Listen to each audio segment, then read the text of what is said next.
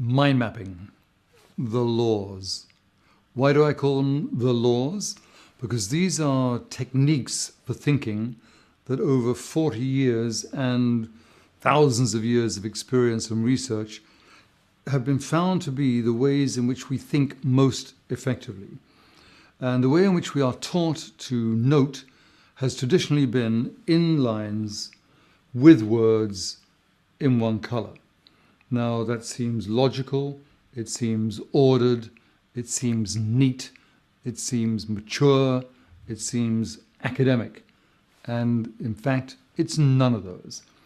My own mind mapping history started with me taking linear notes and realizing as time went on that they didn't work. That I was taking 100% of all this stuff, this verbiage, and what I needed for my memory was only 10% of it, the keywords, the key ideas. And you will have probably found yourself that as exams loomed, you found yourself frantically underlining the key ideas in your notes. That's what I did. And I took those key ideas out and put them on memory cards. I mean, they were far less than 10% of my notes. So 90% plus of my normal notes were a waste of time as far as my memory was concerned. My memory dealt with key ideas. And over the years, from the 1950s through the 60s and 70s, I added to the key words. I made the key words bigger. I realized that images, pictures, were worth 1,000 words. So why not use images where I could and eliminate words?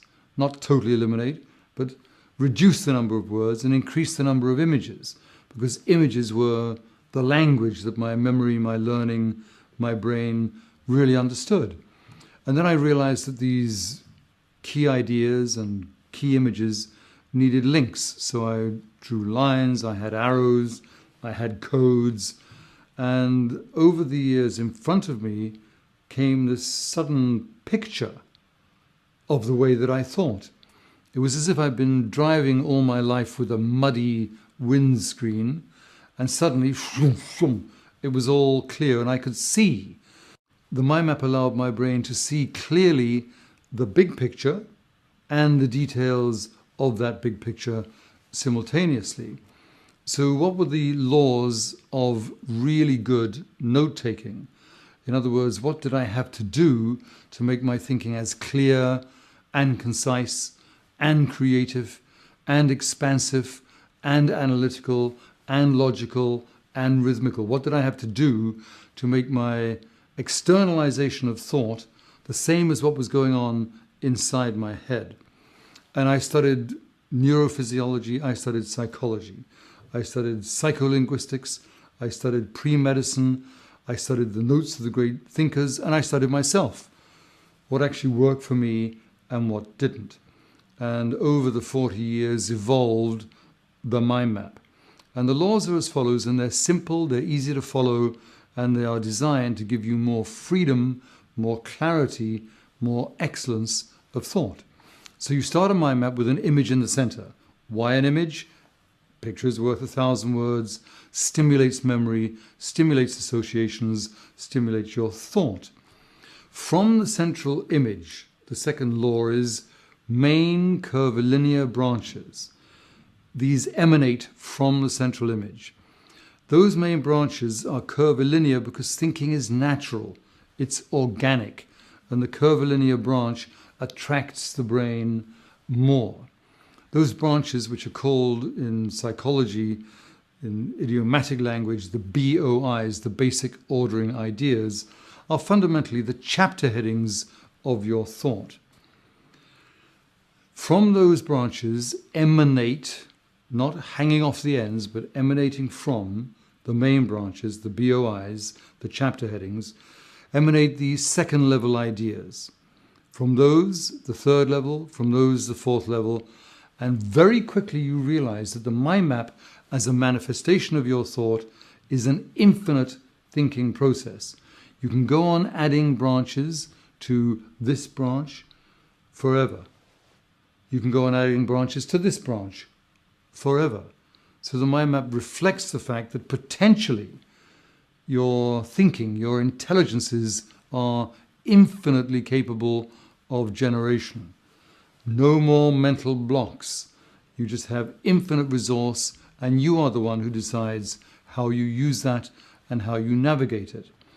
So the mind map starts with an image in the center, organic branches emanating. From those emanate the next level, from those the next level. Why connected? Because the brain works on association. If I say to you, mango, what happens? You get an image and associations. That's what a mind map is. So it uses your ability to generate associations, and the lines are connected because your brain is associative by nature. On the branches being the underlinings, are the key ideas and key images. Why on? Because instinctively, when we're noting key ideas in our notes, we underline. It gives emphasis.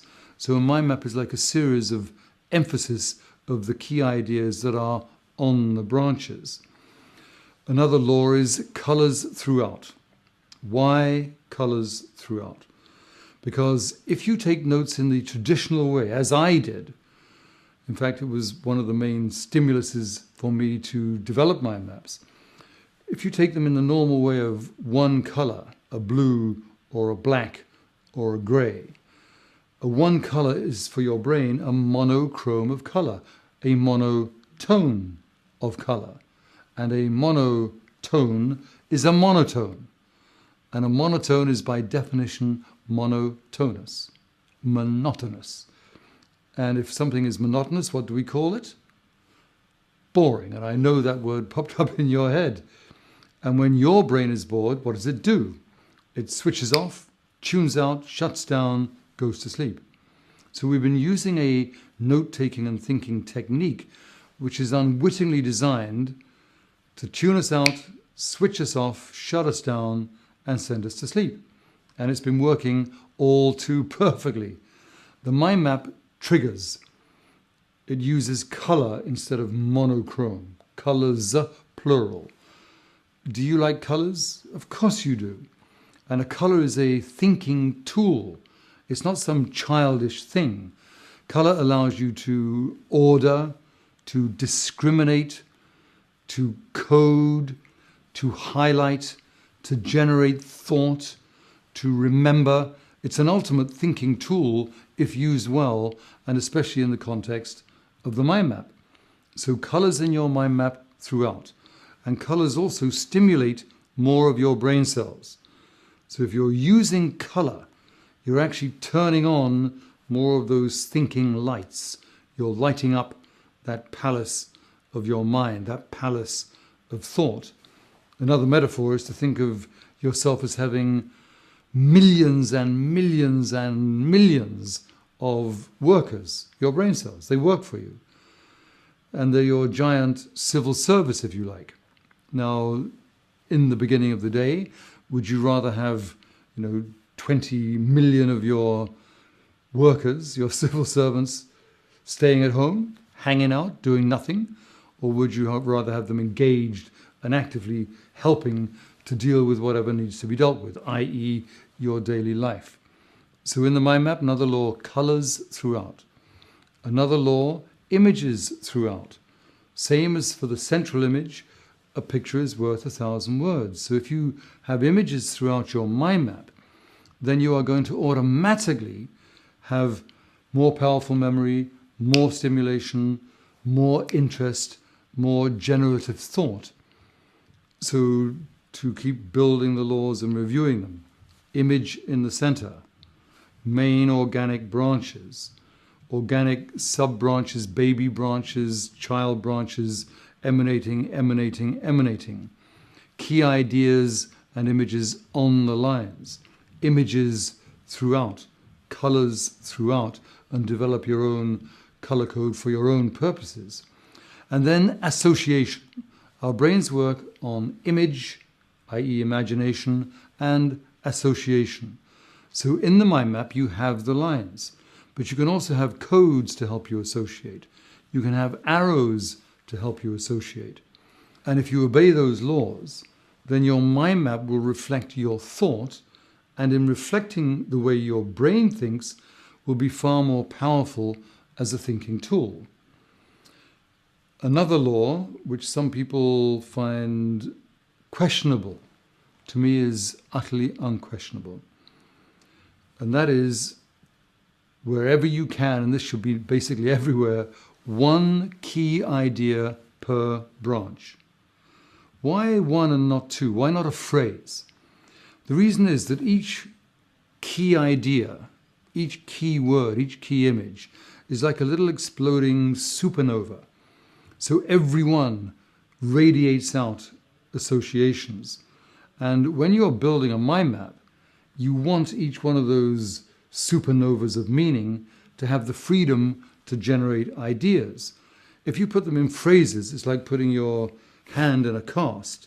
You rigidify all the joints, which is what makes your arm and hand such a phenomenally competent tool. Similarly with the mind map, the single word per line rule actually gives you more explosive freedom, more explosive creativity. Now, all these rules, these laws as I call them, are designed not to put you in a prison of laws. They're designed to get you out of the prison of traditional thinking, because you have the right and the freedom to choose to have lots of words on a line. If you choose that freedom, you put your thought in prison. So you choose to be not free, which is acceptable if that is your choice. But it's very important that you realize that when you choose not to do that, you are choosing to restrict yourself, to limit your thinking, to put yourself in that thinking prison, not to allow yourself ever to get out of the box. So the one word per line is it's a law. I use it myself all the time. And if I'm rapidly making a mind map and I'm listening to a lecture and there's a phrase and I have to get the phrase down, I always go back, review that, and break it down. So the mind map in the end becomes this wonderful, flexible, organic, natural reflection of the brilliance that you have. And if you mind map well, that mind map will be your conversation piece. The mind map is the language of the brain. It's the meta language, the language of languages. Into the mind map, you can put the subroutines of English, Mandarin, Japanese, Zulu, Portuguese, Australian Aboriginal, Northern Territories, all other subroutine spoken languages fit into the meta language of the mind map. And the more congruent and the more complete your mind map is, the more it will assist you in all those other languages. It is the language of languages. And there are certain, quote unquote, grammatical rules, and those rules help you speak the language far more fluently, far more freely, far more creatively, far more expressively, far more fully. And that language is the language of your intelligence.